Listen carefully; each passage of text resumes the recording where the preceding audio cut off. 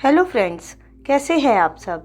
मैं आप सबका अपने YouTube चैनल में दिल से बहुत बहुत स्वागत करती हूं। दोस्तों, अशनीर ग्रोवर भारत के जाने माने एंटरप्रेन्योर हैं।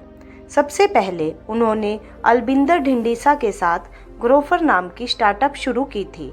उससे निकलने के बाद उन्होंने भारत पे नाम की कंपनी भी शाश्वत नाकर्नी के साथ मिलकर शुरू की, जो आज भारत की एक बहुत प्रसिद्ध यूनिकॉर्न बन चुकी है। यह कंपनी डिजिटल पेमेंट तथा छोटे बिजनेस को ऑनलाइन लोन देने का कार्य करती है। हाल ही में अशनीर ने अपने अनुभवों के आधार पर दोगलापन नामक बुक लिखी है। तो दोस्तों, आज मैं आपको दोगलापन बुक की ऑडियो बुक समरी सुनाने जा रही हूँ। तो चलिए स्टार्ट करते हैं। इस किताब के सभी 7 चैप्टर्स इस प्रकार से हैं। Number 1, don't trust people blindly, means कभी किसी पर आंख बंद करके विश्वास मत करो। Number 2, don't tell your secrets, अपने रहस्य किसी को मत बताओ। Number 3, spend time with experts, विद्वानों के साथ वक्त बिताओ। Number 4, give preference to family, परिवार के लोगों को प्राथमिकता दो। Number 5, job can not make you rich, नौकरी किसी को भी अमीर नहीं बना सकती। Number 6, business company startup makes you rich, business ही आपको जल्दी अमीर बना सकता है। नंबर 7, लर्न टू डेलीगेट, दूसरों को काम सौंपना सीखो। तो चलिए अब इन सब चैप्टर की समरी को सुनते हैं। Number 1, don't trust people blindly. जब अशनीर अमेरिकन एक्सप्रेस कंपनी के लिए काम किया करते थे तो उनकी मुलाकात अलविंदर ढिंडसा से हुई। उस समय अलविंदर ग्रोवर स्टार्टअप शुरू करने जा रहे थे। उन्होंने अशनीर से कहा कि मुझे इन्वेस्टर्स के लिए प्रेजेंटेशन बनाने में मदद करो। अशनीर ने एक बहुत अच्छी प्रेजेंटेशन बनाई और उन्हें फंडिंग मिल गई। इससे प्रभावित होकर अलविंदर ने अशनीर से कहा कि आप भी हमारी स्टार्टअप में पार्टनर बन जाओ। लेकिन उस समय अमेरिकन एक्सप्रेस से अशनीर को 80 लाख महीने की सैलरी मिलती थी। अलविंदर ने कहा कि हम तुम्हें 40 लाख दे सकते हैं और 40 लाख के ग्रोवर के शेयर्स भी देंगे। इस पर अशनीर ने शर्त रखी कि अगर कंपनी की वैल्यू 8 मिलियन हो जाती है तो उसे 100 करोड़ रुपए दिया जाए। अलविंदर ने यह बात मान ली। इसके बाद अशनीर ने ग्रोवर के लिए बहुत अच्छे से काम किया और ग्रोवर आकार में बढ़ती चली गई। अशनीर ने ग्रोवर पर हुए बहुत सारे केस भी लड़े और जीते, लेकिन अशनीर ने देखा कि कंपनी कुछ बेकार लोगों को भी हायर कर रही थी और बहुत जूनियर्स को अशनीर से भी ज़्यादा सैलरी दी जाती थी। जब उन्होंने अलविंदर को इस बाबत कहा तो अलविंदर ने उन्हें जॉब छोड़ देने के लिए कहा। तब कंपनी की वैल्यू 4 मिलियन के लगभग हो चुकी थी। इस तरह से अशनीर के 10 करोड़ बनते थे, लेकिन अलविंदर ने उन्हें 1 करोड़ से भी कम रुपए दिए और उन्हें नौकरी से जाना पड़ा। तभी से अशनीर ने सीख लिया कि कभी भी किसी पर आंख बंद करके विश्वास नहीं करना चाहिए और हमेशा लिखित कॉन्ट्रैक्ट ही साइन करना चाहिए। Number 2, don't tell your secrets. जब अशनीर IIT में पढ़ते थे तो एक बार उन्होंने फ्रेंड्स की फेलोशिप का नोटिस देखा। केवल 5 बच्चों को ही यह फेलोशिप दी जानी थी।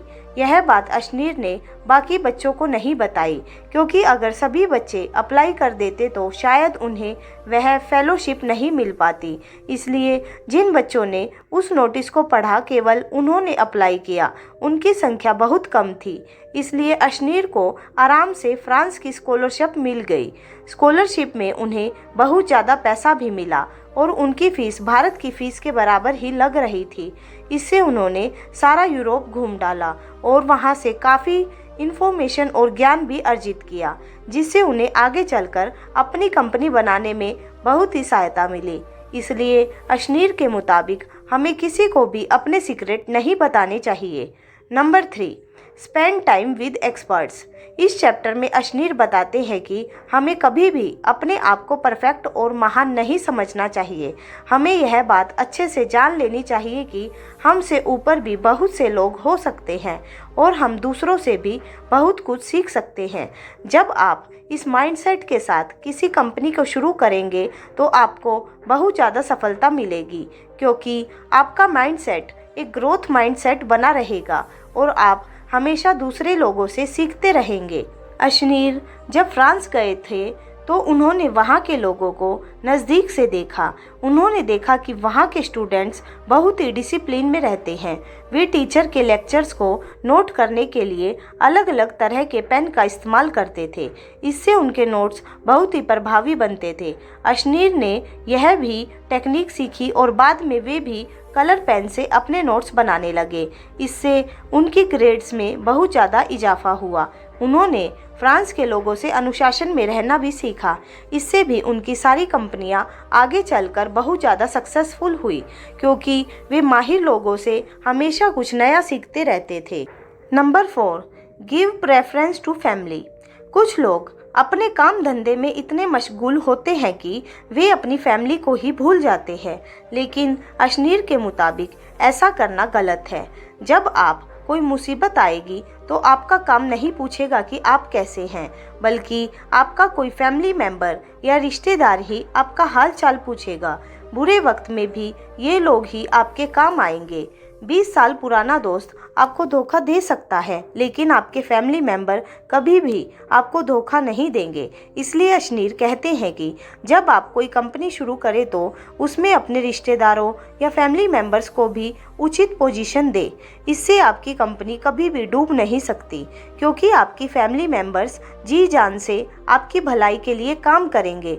और कोई आपकी कंपनी में गलत कार्य कर रहा होगा तो इसका फीडबैक आपको मिलता रहेगा। अशनीर कहते हैं कि इसलिए उन्होंने अपनी पत्नी माधुरी को हमेशा अपने बिजनेस में साथ रखा। भारत में बहुत सारे सफल बिजनेस इसलिए सफल है क्योंकि उन्हें पूरा परिवार मिलकर चलाता है, जैसे हिंदुजा ब्रदर्स या जीरोधा के कामत ब्रदर्स आदि। इसलिए परिवार बहुत महत्वपूर्ण है। Number 5, job can not make you rich. Ashneer कहते हैं कि जॉब से आज तक ना कोई रिच बन सका है, ना कभी बनेगा।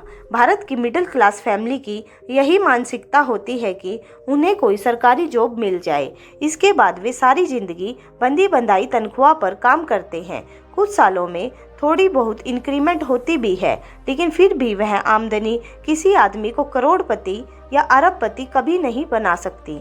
यहाँ तक कि डॉक्टर की महीने की 2 लाख की सैलरी भी अगर आप कैलकुलेट करें तो उसे करोड़पति बनने में काफ़ी सालों लग जाएंगे। तब तक तो डॉक्टर बूढ़ा हो चुका होगा। बुढ़ापे में वह उस पैसों से इंजॉय ही नहीं कर पाएगा। इसलिए हमें अपनी सरकारी नौकरी की मानसिकता को बदलना होगा। शुरू में कुछ सालों तक हम नौकरी कर सकते हैं, उससे होने वाली सेविंग से आप कोई छोटा मोटा बिजनेस आदि करने की भी सोच सकते हैं। अशनीर कहते हैं कि उन्होंने काफ़ी सालों तक अमेरिकन एक्सप्रेस, पीसी ज्वेलर्स आदि कंपनीज में काम किया था, लेकिन जॉब करते हुए उन्हें पता चला कि इससे वे कभी भी अमीर नहीं बन पाएंगे। इसलिए उन्होंने अपनी नौकरी छोड़ दी तथा एक एंटरप्रेन्योर बनने की सोची। Number 6, business makes you rich. Ashneer कहते हैं कि अगर आप लाइफ में आगे बढ़ना चाहते हैं तो आपको कोई बिजनेस कंपनी या स्टार्टअप शुरू करने के बारे में सोचना चाहिए। आज इंटरनेट के माध्यम से आप ऑनलाइन भी अपना छोटा बिजनेस शुरू कर सकते हैं। शुरू में blogging, affiliate marketing, digital marketing, freelancer agency आदि जैसे छोटे बिजनेस ऑनलाइन ही शुरू कर सकते हैं। सबसे पहले आप जॉब के साथ साथ ही इन चीज़ों को करें। इससे आपको पता चलेगा कि बिजनेस स्टार्टअप की राह में क्या क्या ऑब्स्टेकल्स आते हैं और उनसे कैसे मानसिक और फिजिकल तौर पर लड़ा जाता है। इससे आपके अंदर एंटरप्रेन्योरशिप की स्किल पैदा होगी तथा मुश्किलों का सामना करने का स्टेमिना पैदा होगा। इसके बाद आप एक फिजिकल बिजनेस या कंपनी भी शुरू कर सकते हैं। जब कंपनी या बिजनेस बड़े हो जाते हैं तो करोड़ों अरबों में कमाई होती है और इसी से आदमी नौकरी के मुकाबले जल्दी अमीर बनता है। Number 7, learn to delegate. जब भी हम कोई कंपनी या स्टार्टअप शुरू करते हैं तो हम सारे काम खुद करने लगते हैं। इससे हम मानसिक रूप से बहुत ज़्यादा थक जाते हैं। इसे बर्नआउट कहते हैं। इससे हम कुछ भी क्रिएटिव नहीं सोच सकते। साथ ही किसी मुसीबत से लड़ने की एनर्जी भी नहीं रहती। इससे कंपनी धीरे धीरे डूबने लगती है। कई बार तो हम चीज़ों को माइक्रो मैनेज करने लगते हैं। हमें लगता है कि हर चीज़ हमें खुद ही करनी चाहिए, लेकिन अशनीर कहते हैं कि हमें अपने माइंडसेट को बदलना होगा। हमें एक्सपर्ट लोग हायर करने चाहिए, फिर हमें उन पर विश्वास रखना चाहिए, उन्हें काम की पूरी जिम्मेवारी सौंप देनी चाहिए, बीच बीच में उनसे फीडबैक लेते रहना चाहिए। लेकिन ऐसा नहीं हो कि हमें 24/7 उनके साथ बैठकर ही उस काम को करते रहे। हमें आदमी के टैलेंट को देखकर ही उसे जिम्मेवारी सौंपनी चाहिए। हर व्यक्ति हर रोज़ में एक्सपर्ट नहीं हो सकता, इसलिए जो जिस काम में एक्सपर्ट है उसे वही काम देना चाहिए।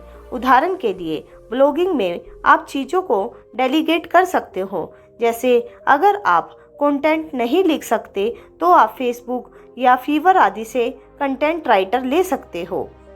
इसी तरह अगर आपको ब्लॉग डिज़ाइन करना नहीं आता तो वेब डेवलपर या वेब डिज़ाइनर की हेल्प ले सकते हो। इसी तरह से हमें चीज़ों में डेलीगेट करने की आदत डाल लेनी चाहिए। तो दोस्तों, आज की ये ऑडियो बुक समरी आपको कैसी लगी, आप हमें कमेंट करके ज़रूर बताइएगा। और नेक्स्ट आप कौन सी ऑडियो बुक समरी सुनना चाहते हैं वो भी आप हमें कमेंट कीजिएगा। तो चलिए मिलते हैं अपनी नेक्स्ट ऑडियो बुक में। तब तक के लिए bye bye and take care.